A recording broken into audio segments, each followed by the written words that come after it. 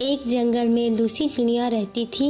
वह बहुत दयालु थी। कुछ समय पहले ही उसके पति की मौत हो जाती है। वह अपने अंडों के साथ अपने घोंसलों में रहती थी। कुछ दिनों से उसकी तबीयत सही नहीं थी। अरे अब तो मेरी भी तबीयत दिन ब दिन खराब होती जा रही है। मेरे पास तो दवाई के पैसे भी नहीं है। चलो तोते भैया से मदद मांगती हूँ। तभी लूसी चिड़िया तोते के पास जाती है। तोते भैया, मेरी तबीयत ठीक नहीं है, मुझे दवाई दे दो ना। तुम्हारी बीमारी की दवाई मेरे पास नहीं है। वैसे हाँ, तुमको देखकर लगता है कि तुम कुछ ही दिन के मेहमान हो। तोते भैया, मैं अकेली होती तो मुझे डर नहीं लगता, लेकिन मुझे अपने अंडे का डर है। उसका ख्याल कौन रखेगा? अगर आप बुरा न माने तो आप इसे पाल सकते हैं।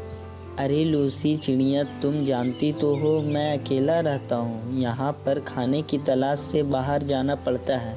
ऐसा करो, तुम कौवे को दे दो, वह संभाल लेगा। अब लूसी चिड़िया कौवे के पास जाती है। कालू कौवे, तुम मेरी मदद कर सकते हो। मैं ज़्यादा दिन जिंदा नहीं रहूंगी। क्या तुम मेरे अंडे की हिफाजत करोगे? तभी कौवे की बीवी सुंदरी बोलती है, नाना लूसी बहन, मेरे भी अंडा है, उसकी हिफाजत करनी है। तुम किसी और के पास चली जाओ।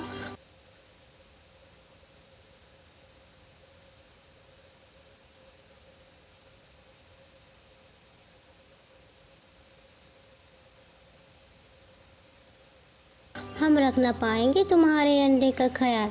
बेचारी लूसी चिड़िया उदास होकर वहाँ से चली जाती है। सुंदरी, क्या हो जाता अगर हम उसके अंडे का ख्याल रखते तो? हमने कितने दाना चुरा कर खाया है उसका। तुम अपना मुंह बंद करो, बड़े आए मदद करने वाले। सुंदरी, थोड़ी तो इज्जत कर लिया करो। मैं तुम्हारा पति हूँ, तुम तो मेरी जरा भी कद्र नहीं करती। जब वो दोनों सो जाते हैं तभी रात में कालू कौवा लूसी चिड़िया के पास जाता है, मगर लूसी चिड़िया मर चुकी थी। लूसी बहन, मुझे माफ़ करना। तुम कितनी अच्छी थी, हमें छोड़कर चली गई। लेकिन तुम फिक्र मत करना, मैं तुम्हारे अंडे का ख्याल रखूंगा। अब कौवा चिड़िया का अंडा लेकर अपने घोंसलों में रख देता है। अगली ही सुबह कालू कौवा सुंदरी को सारी बात बता देता है। कालू कौवे, मुझे माफ कर दो। मैं वादा करती हूँ मैं इस अंडे का ख्याल अपने बच्चों की तरह रखूंगी। अब ऐसे ही काफी दिन गुजर जाता है। अब दोनों अंडों में से एक खूबसूरत सा चिड़िया का बच्चा और कौवे का बच्चा निकलता है। कालू कौवा और सुंदरी उस बच्चे का अच्छे से ख्याल रखते हैं। तो यह कहानी आपको कैसी लगी कमेंट में जरूर बताएं।